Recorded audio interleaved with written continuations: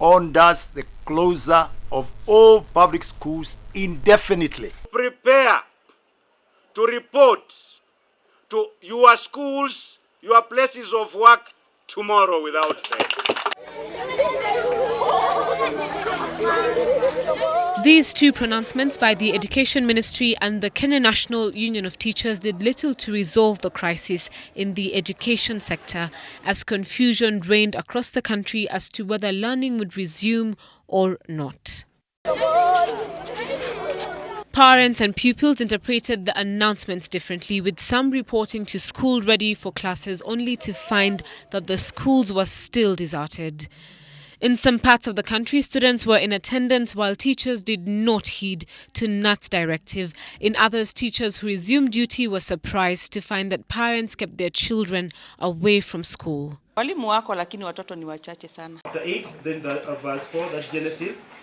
In such schools as St. George's Primary School in Nairobi, however, learning continued uninterrupted for candidates preparing for the national examinations scheduled during third term.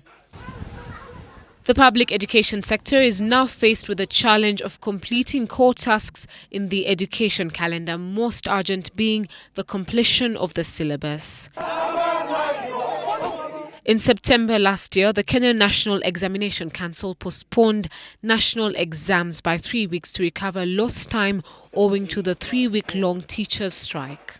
Candidates sitting their examinations this year also stand to lose the most, given that their counterparts in private schools have been in school during the 4-week-long strike. Just not able to tell me that you can lose 168 lessons of learning and somebody else is taking up those lessons of learning and then the two of you are equal.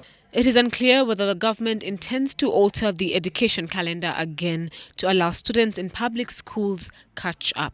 There is a lot of urgency in terms of wanting to stabilize the sector.